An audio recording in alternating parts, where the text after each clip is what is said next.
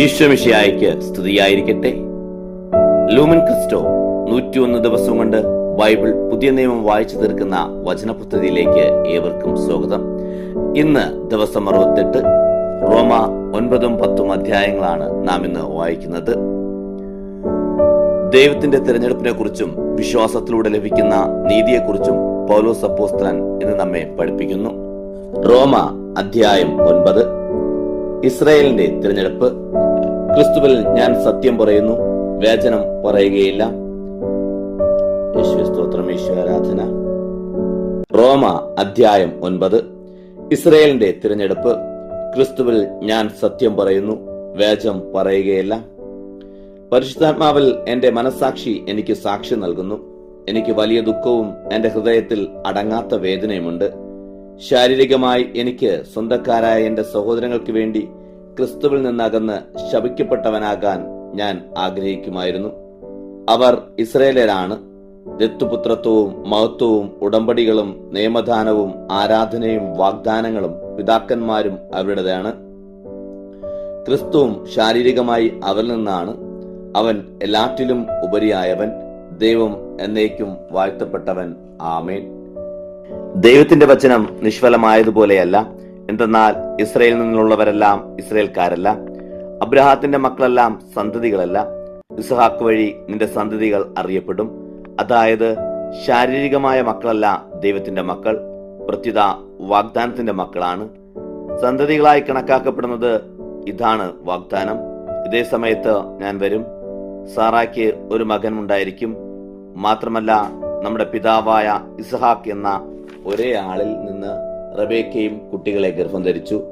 എന്നാൽ അവർ ജനിക്കുകയോ നന്മയോ തിന്മയോ ആയി എന്തെങ്കിലും പ്രവർത്തിക്കുകയോ ചെയ്യുന്നതിന് മുമ്പ് തന്നെ ദൈവത്തിന്റെ തിരഞ്ഞെടുപ്പിന്റെ ലക്ഷ്യം പ്രവൃത്തികൾ മൂലമല്ല, വിളിക്കുന്നതിലൂടെ തുടരേണ്ടതിന് അവളോട് ഇപ്രകാരം പറയപ്പെട്ടു: ജ്യേഷ്ഠൻ അനുജന്റെ സേവകനായിരിക്കും.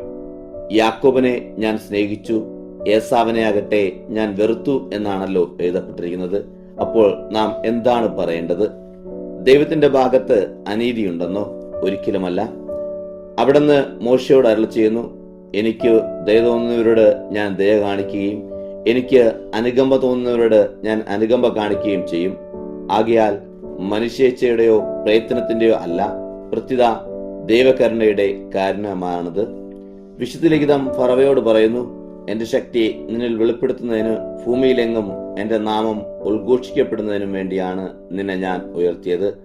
ആകയാൽ താൻ ഇച്ഛിക്കുന്നവരോട് അവിടുന്ന് ദയ കാണിക്കുന്നു, അതുപോലെ താൻ ഇച്ഛിക്കുന്നവരെ കഠിനഹൃദയക്കാരാക്കുകയും ചെയ്യുന്നു. ക്രോധവും കാരുണ്യവും. അപ്പോൾ നീ എന്നോട് ചോദിച്ചേക്കാം, അങ്ങനെയെങ്കിൽ അവിടുന്ന് എന്തിനു പിന്നെയും കുറ്റം കണ്ടെത്തുന്നു? യഥാർത്ഥത്തിൽ ആരാണ് അവിടുത്തെ ഹിതം തടഞ്ഞിട്ടുള്ളത്?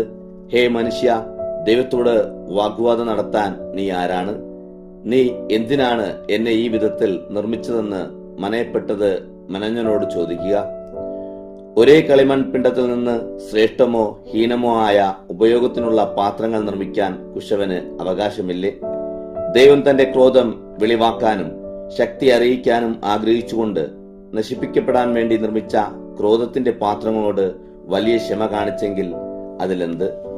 അത് താൻ മഹത്വത്തിനായി മുൻകൂട്ടി തയ്യാറാക്കിയിരിക്കുന്ന കൃപാപാത്രങ്ങൾക്ക് വേണ്ടിയുള്ള തന്റെ മഹത്വത്തിന്റെ സമ്പത്ത് വെളിപ്പെടുത്താൻ വേണ്ടിയാണ്. യഹൂദരിൽ നിന്നും മാത്രമല്ല, ജനതകളിൽ നിന്നും കൂടിയും അവൻ വിളിച്ച നമ്മളെയും അവയിൽപ്പെടുന്നു. അവിടുന്ന് ഹോസിയ വഴി അരുളി ചെയ്യുന്ന പോലെ, എന്റെ ജനമല്ലാത്തവരെ എന്റെ ജനമെന്ന് ഞാൻ വിളിക്കും, പ്രിയപ്പെട്ടവളല്ലാത്ത അവളെ പ്രിയപ്പെട്ടവളെന്നും.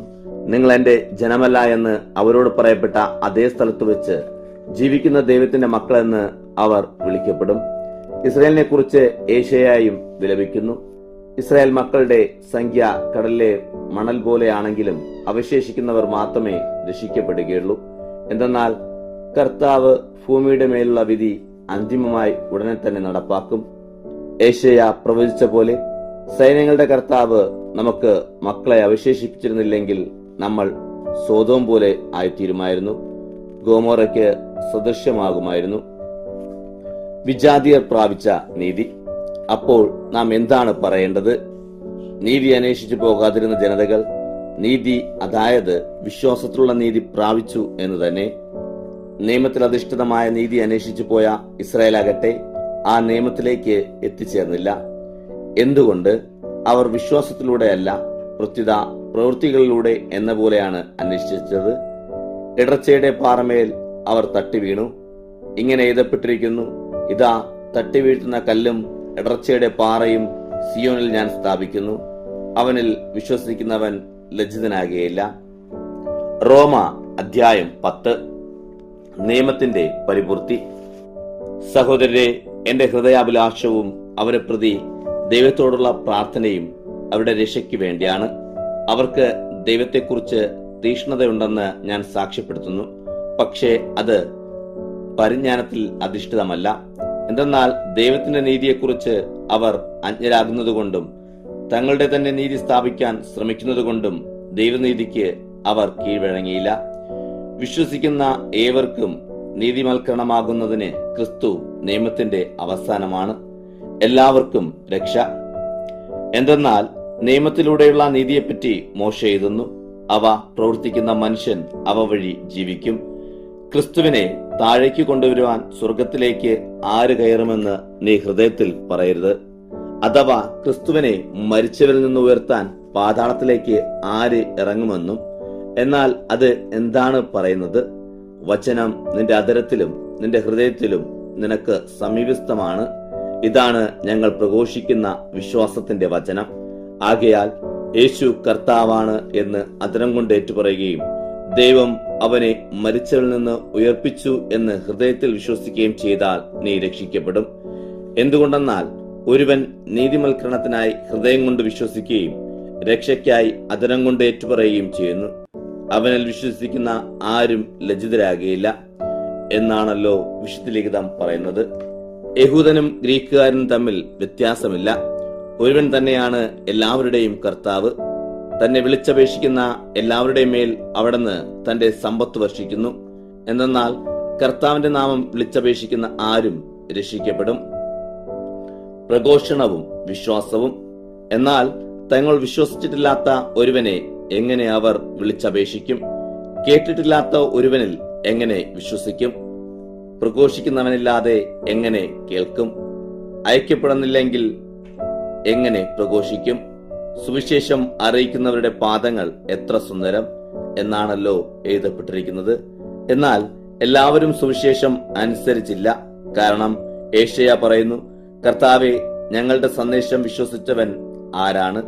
ആകയാൽ വിശ്വാസം കേൾവിയാലും കേൾവി ക്രിസ്തുവിന്റെ വചനത്താലുമാണ്.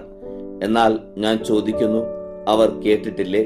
തീർച്ചയായും അവരുടെ ശബ്ദം ഭൂമി മുഴുവൻ വ്യാപിച്ചിരിക്കുന്നു, അവരുടെ വചനങ്ങൾ ലോകത്തിന്റെ സീമകൾ വരെയും. ഞാൻ വീണ്ടും ചോദിക്കുന്നു, ഇസ്രായേൽ ഇത് ഗ്രഹിച്ചില്ലയോ? ആദ്യമേ മോശ പറയുന്നു, ഒരു ജനതയല്ലാത്തവരുടെ മേൽ ഞാൻ നിങ്ങളെ അസൂയലാക്കുകയും ബുദ്ധിയില്ലാത്ത ഒരു ജനതയുടെ മേൽ ഞാൻ നിങ്ങളെ പ്രകോപിതരാക്കും. യേശയ്യായും ധൈര്യപ്പെട്ടു പറയുന്നു, എന്നെ തേടാത്തവർ എന്നെ കണ്ടെത്തി, എന്നെപ്പറ്റി ചോദിക്കാത്തവർക്ക് ഞാൻ എന്നെ വെളിപ്പെടുത്തി. ഇസ്രായേലിനെ പറ്റിയാകട്ടെ അവൻ പറയുന്നു, അനുസരിക്കാത്തവരും ധിക്കരിക്കുന്നവരുമായ ഒരു ജനത്തിനു നേരെ ദിവസം മുഴുവൻ ഞാൻ എന്റെ കരങ്ങൾ നീട്ടി. ഇന്നത്തെ വായന ഇവിടെ അവസാനിക്കുമ്പോൾ യേശു കർത്താവാണെന്ന് ഹൃദയത്തിൽ വിശ്വസിക്കുകയും അധരം കൊണ്ട് ഏറ്റുപറയുകയും ചെയ്യുന്ന ഏവർക്കും രക്ഷയുണ്ട്. നിയമത്തെക്കാൾ ഉപരിയായി ക്രിസ്തുവിലുള്ള അചഞ്ചലമായ വിശ്വാസം നമ്മുടെ ജീവിതത്തെ നയിക്കട്ടെ. ദൈവത്തിന് മഹത്വം.